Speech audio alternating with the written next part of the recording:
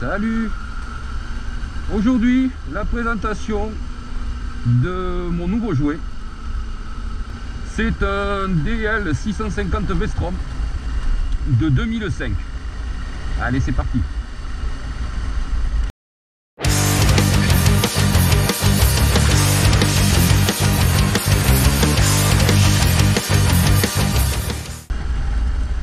Ben voilà, donc ça y est, on est passé dans la cour des grands, comme on dit, hein, après 2 ans de bridage avec le bandit.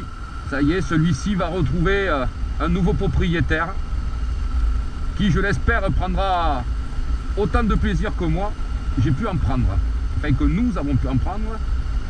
Voilà, c'est une première main, donc c'est une personne qui l'avait, que je remercie d'ailleurs, qui l'a énormément bichonné,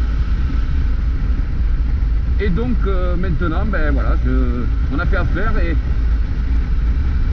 me voilà donc propriétaire de cette mémère, parce que ben mine de rien elle a quand même 15 ans, elle a 29 000 km au compteur, donc pas énormément, elle est très bien entretenue. Et puis donc ce qui me fait bizarre, c'est que je passe d'un 4 cylindres bridé à un bicylindre. Ben, il va falloir vous pousser les gars un petit peu, merci. Voilà, donc pas du tout les mêmes comportements, malgré que la Vestrom a été assagie, hein, c'est le moteur de la SV qui a été dégonflé et préparé autrement, plus linéaire aussi que les bicylindres habituels, ce qui fait que moi ça va pas trop me changer. Enfin, je pensais que ça me changerait pas trop, du moins par rapport à mon 4 cylindres, mais si, c'est totalement différent. Il y a quand même elle est munie d'une bulle haute qui est en position maximum, parce que moi je ne fais qu'un mètre 80, mais bon,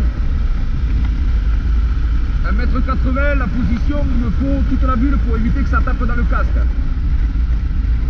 Donc ensuite, elle a des protège-mains, un tapis de réservoir avec son Baxter de 25 litres et un top case. On s'arrêtera pour filmer, pour regarder ça. Voilà, donc le top case de 45 litres, donc de casque. Le confort est vraiment génial là-dessus. La selle, elle est vraiment généreuse, large. On est quand même des gabarits, nous aussi, généreux. Et ça nous accueille largement. Il y a des rétros. Alors, certains vont vous dire, sont pas beaux, sont trop gros, etc. Le principe d'un rétro, pour moi, c'est de bien voir derrière, si vous voulez. Et franchement, avec cela, c'est génial. Attention. Voilà, donc c'est vraiment, il y a des rétros qui sont super intéressants, parce que vous avez une vue derrière. Vous voyez pas beaucoup ou très peu. Vous avez une vision vraiment du derrière de la moto jusque bien milieu route. Et quand vous faites des dépassements ou que vous vous rabattez, vous avez vraiment une vision qui est vraiment, voilà, l'angle mort est extrêmement réduit, je trouve, par rapport à ce que je pouvais avoir sur la Bandit avec ces petits rétros, jolis peut-être, mais une efficacité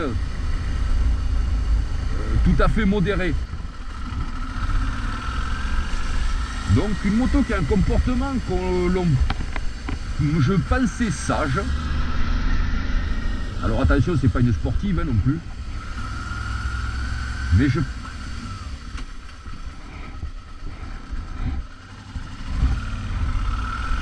voilà, je pensais que c'était une moto de daron, on vous dit souvent ça, hein. La moto du daron, du pépère. Alors oui, en quelque sorte. Mais non, dans notre...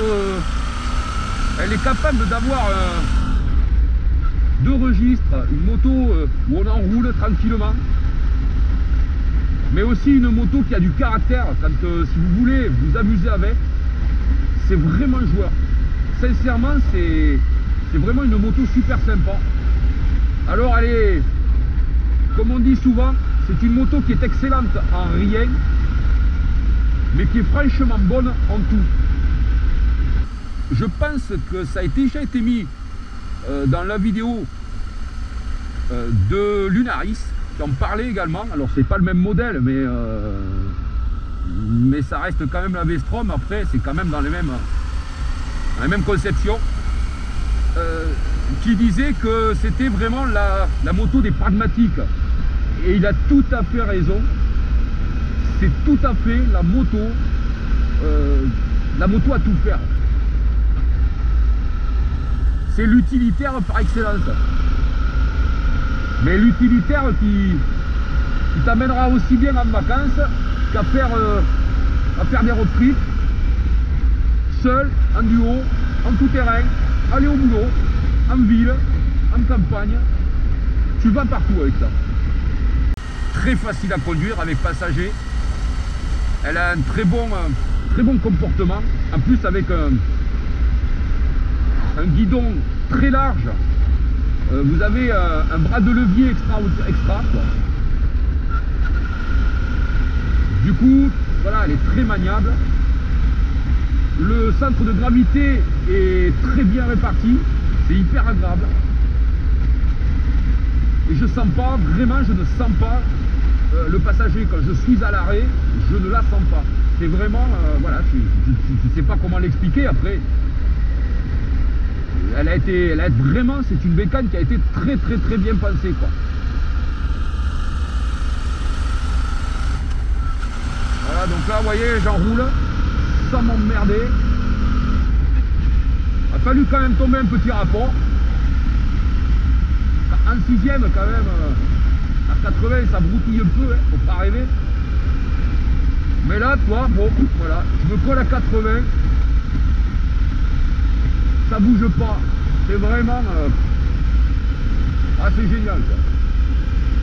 C'est vraiment une moto sur laquelle tu peux, qui est très fiable, on le sent, le cadre est extrêmement sain. Tu sens que c'est une moto qui pourrait te pardonner des erreurs. Alors faudrait pas non plus exagérer, puis surtout je verrai à la longue. Mais vous voyez là, c'est vraiment, tu prends l'extérieur, hop, hop, et voilà, tu te mets direct vers l'intérieur en appuyant légèrement sur le bras de levier, donc le guidon, hop, c'est vraiment terrible quoi. Elle accélère tout doucement, enfin, tout dépend à quel rapport tu es, mais vraiment, allez.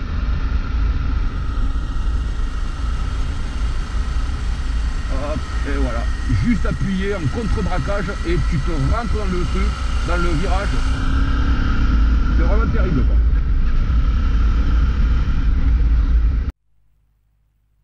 Alors voilà, donc du coup j'ai fait un petit arrêt pour vous la montrer. Voilà donc,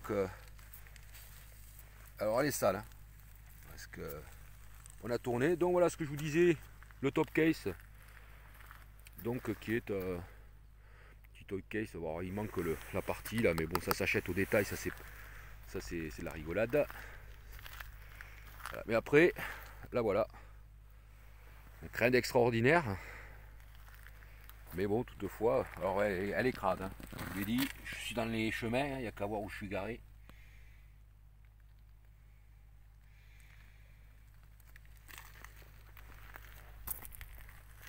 Ah, la face avant donc de ce modèle qui est je pense le moins laid de tous, mais bon, quoi que c'est gros phare, mais bon c'est pas, voilà, c'est cette bulotte qui est particulière aussi, mais ça va. Enfin moi je trouve que c'est, il y a plus laid, il y a bien plus beau aussi.